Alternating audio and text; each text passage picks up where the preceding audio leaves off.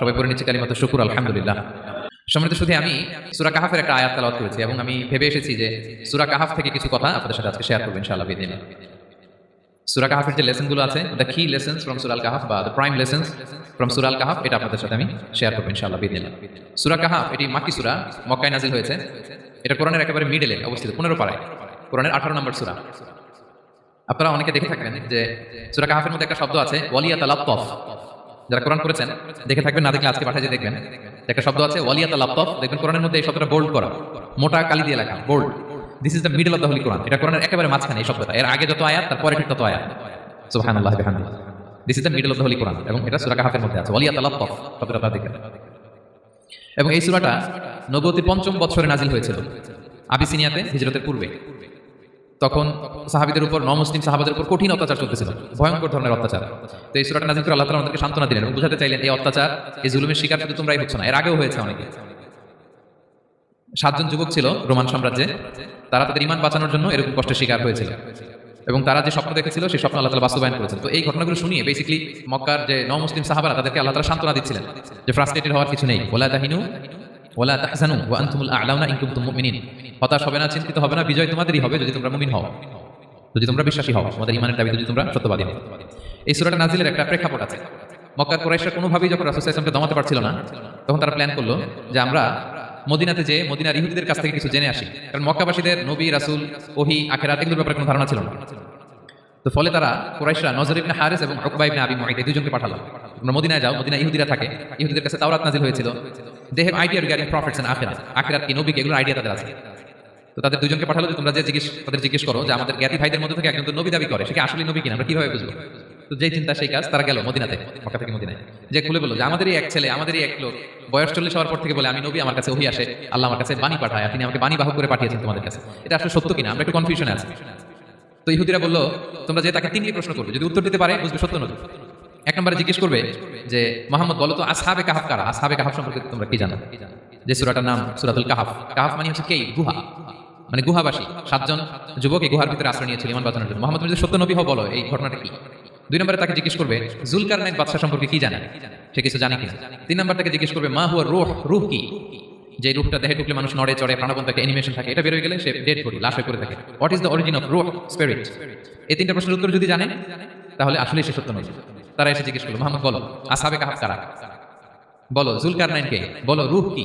এই 3টা প্রশ্নের উত্তর যদি করতে পারো তাহলে বুঝবে তুমি সত্য নবী। রাসূল সাল্লাল্লাহু আলাইহি ওয়াসাল্লাম বললেন ঠিক আছে যাও, আগামীকাল উত্তর বলে দিবে। তিনি ইনশাআল্লাহ বলতে ভুলে গেলেন। রাসূল সাল্লাল্লাহু আলাইহি ওয়াসাল্লামের ধারণা ছিল প্রতিদিনই তো জিবরাইল কোরআনের আয়াত নিয়ে আসে, তো তারই ধারাবাহিকতায় আগামীকাল আসবে, আমি জিজ্ঞেস করে নিব 3টা প্রশ্নের উত্তর। তারপরের দিন সবাই এসে হাজির, কিন্তু জিবরাইল আলাইহিস সালাম আসেনি। রাসূল সাল্লাল্লাহু আলাইহি ওয়াসাল্লাম একটু বিব্রতকর পরিস্থিতিতে বললেন। তারা বলল তুমি তো আজকে অ্যাপয়েন্টমেন্ট দিয়েছো, ডেট দিয়েছো, বলো উত্তর বলো। রাসূল সাল্লাল্লাহু আলাইহি ওয়াসাল্লাম বলল আজকে না, আগামীকাল বলে দিবে। রাসূল সাল্লাল্লাহু আলাইহি ওয়াসাল্লাম ইনশাআল্লাহ কথাটা মনে করতে পারতেছেন না। এরপরের দিন তারা এসে হাজির, কিন্তু রাসূল সাল্লাল্লাহু আলাইহি ওয়াসাল্লাম উত্তর দিতে পারতেছেন না। তারপরের দিন এভাবে পিছাচ্ছে, রাসূল সাল্লাল্লাহু আলাইহি ওয়াসাল্লাম ডেট দিচ্ছেন না। এভাবে 1 দিন 2 দিন 3 দিন না, 15 দিন। কয়দিন? এদিকে তো এই প্রশ্নের উত্তর জানার জন্য এখন 1 জন 2 জন আসে না, দলে বলে কাফিররা আসে, কারণ রাসূল সাল্লাল্লাহু আলাইহি ওয়াসাল্লামকে এখানে অপমান করা যাচ্ছে, ছোট করা যাচ্ছে, হেয় করা যাচ্ছে। তারা এসে হাসাহাসি করে, আবু বকর, ওমর রাদিয়াল্লাহু আনহুকে বলে দেখো তোমরা না বলছো সত্য নবী, উনি সত্য নবী হলে তো প্রথম দিন উত্তর দিয়ে দিতে পারতো, পারে না কেন। এটা থেকে বোঝা যাচ্ছে তিনি আসলে মিথ্যাবাদী। 15 দিন রাসূল সাল্লাল্লাহু আলাইহি ওয়াসাল্লামের জন্য এত বিব্রতকর পরিস্থিতি আর ছিল না। 15 দিন পর আল্লাহ তাআলা আয়াত নাযিল করলেন ওয়ালা তাকুলান্না বিশাইইন ইন্নী ফাইলুন যালিকা গাদা ইল্লা আইয়াশা আল্লাহ। অর্থাৎ হে নবী, ভবিষ্যতের কোনো কাজে যখন ওয়াদা দিবেন, কমিটমেন্ট করবেন, আপনি আইয়াশা আল্লাহ মানে ইনশাআল্লাহ বলা ছাড়া কখনো দিবেন না। রাসূল সাল্লাল্লাহু আলাইহি ওয়াসাল্লামকে শিক্ষা দেওয়ার মধ্যে দিয়ে বেসিক্যালি আল্লাহ তাআলা গোটা মুসলিম উম্মাহকে শিক্ষা দিলেন, আমাদেরকে শিক্ষা দিলেন, যাতে আমরা ভবিষ্যতের কাজে আগে ইনশাআল্লাহ বলি। রাসূল সাল্লাল্লাহু আলাইহি ওয়াসাল্লাম লেসনটা পেলেন, এরপর আল্লাহ তাআলা উত্তর জানিয়ে দিলেন আম হাসিবিতা আন্না আসহাবাল কাহফি ওয়ার রহিম কানু মিন আয়াতিনা আজাবা। টানা 2 পৃষ্ঠা উত্তর দিলেন আসহাবুল কাহফ কারা। তাওরাত, জাবুর, ইনজিলে কোথাও এত বিস্তারিত উত্তর নাই আসহাবে কাহফের ব্যাপারে। আল্লাহ তাআলা আল কাহফ, সূরাতুল কাহফ নামে গুহাবাসীদের নামে একটা সূরা দিলেন, বিস্তারিত 2 পৃষ্ঠা বর্ণনা করলেন তারা কারা। কুরাইশরা তো তাআজ্জুব বনে গেল, ঘটনা কি, মুহাম্মদের উত্তর কিভাবে জানবে, সে তো কার কাছে পড়ে নাই, লেখে নাই, এই দেশের বাইরেও কোথাও যায় নাই। দ্বিতীয় প্রশ্ন ছিল জুলকারনাইনকে আল্লাহ আয়াত নাযিল করলেন ওয়া ইয়াসআলুনাকা আন যিল কারনাইন কুল সাআতলু আলাইকুম মিনহু যিকরা। টানা আল্লাহ তাআলা প্রায় 1.5 পৃষ্ঠা, 1 পৃষ্ঠারও বেশি জুলকারনাইনের ঘটনা শোনালেন। আর রূহের কথা শোনালেন সূরা আল ইসরাতে ওয়া ইয়াসআলুনাকা আনির রূহ কুলির রূহু মিন আমরি রাব্বি ওয়া মা উতীতুম মিনাল ইলমি ইল্লা কালিলা। রূহ এটা আল্লাহর স্পেশাল একটা অর্ডার, আল্লাহর আদেশে এটা ঢুকে আল্লাহর আদেশে বের হয়, এটা কেউ ছুঁতে পারে না, ধরতে পারে না, দেখতে পারে না, এটা আল্লাহর পক্ষ থেকে একটা মিরাকেল। 3টা প্রশ্নের উত্তর যখন আল্লাহ তাআলা দিয়ে দিলেন, রাসূল সাল্লাল্লাহু আলাইহি ওয়াসাল্লাম তাদেরকে সাবলীল ভাষায় শুনিয়ে দিলেন, তারা অবাক হয়ে গেল।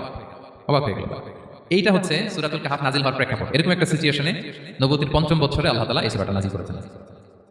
এই সূরার কিছু ফজিলত আছে। রাসূল সাল্লাল্লাহু আলাইহি ওয়াসাল্লাম জুমার দিনে এই সূরাটা আমাদেরকে তেলাওয়াত করতে বলেছেন। আপনারা তেলাওয়াত করেন তো? সূরা কাহফ যদি জেনে না থাকেন আজকে থেকে করবেন। রাসূল সাল্লাল্লাহু আলাইহি ওয়াসাল্লাম বলেছেন যে জুমার দিনে যে এই সূরা কাহফ তেলাওয়াত করবে, মান ক্বারা সূরাতাল কাহফি ফি ইয়াউমিল জুমআতি আযা লাহু মিনান নূরি মা বাইনাল জুমআতাইন। দুই জুমার মাঝখানে আল্লাহ তাআলা এই জুমার সময়টাকে তার জন্য আলোকিত করে দেয়। কি করে দেয়? আলোকিত করে দেয়। একটা নূর তার জন্য সেট করে, এই নূর তাকে হেদায়েতের পথে অবশিষ্ট রাখে। এটা হচ্ছে একটা। তাহলে জুমার দিন আমরা সূরা কাহফ তেলাওয়াত করব, মনে করি এটা সুন্নাহ। জুমার দিনের সুন্নাহগুলোর মধ্যে থেকে একটা সুন্নাহ হচ্ছে সূরা কাহফ তেলাওয়াত করা। আবার আরেকটা হাদিসে রাসূল সাল্লাল্লাহু আলাইহি ওয়াসাল্লাম বলেছেন, মান হাফিযা 10 আয়াতিন মিন আউয়ালি সূরাতিল কাহফি উসিমা মিন ফিতনাতিদ দাজ্জাল। যে ব্যক্তি সূরা কাহফের প্রথম 10 আয়াত মুখস্থ করবে সে দাজ্জালের ফিতনা থেকে মুক্তি পাবে। দাজ্জালের নাম তো আপনারা শুনেছেন, ভয়ঙ্কর ডেঞ্জারাস একটা ক্যারেক্টার। পৃথিবীর শুরু থেকে শেষ পর্যন্ত এর চেয়ে বড় ফিতনা আসেনি, আসবেও না। দাজ্জালের ফিতনা, সে তার এক চোখ থাকবে, আরেক চোখ এরকম বন্ধ থাকবে, এখানে লেখা থাকবে কাফারা। কোনোভাবেই তাকে দমানো যাবে না, হত্যা করা যাবে না। আল্লাহ নবী ঈসা আলাইহিস সালাম তাকে হত্যা করবেন। তো যে ব্যক্তি সূরা কাহফ তেলাওয়াত করবে, সূরা কাহফের প্রথম 10 আয়াত বিশেষ করে মুখস্থ রাখবে, আল্লাহ তাআলা উসিমা মিন ফিতনাতিদ দাজ্জাল, দাজ্জালের ফিতনা থেকে তাকে বাঁচাবেন। তো আমরা দাজ্জালের ফিতনা থেকে বাঁচতে চাই কি চাই না? আমরা যেন সূরা কাহফের প্রথম 10 আয়াত মুখস্থ করি, সূরা কাহফ যেন জুমার দিন আমরা তেলাওয়াত করি।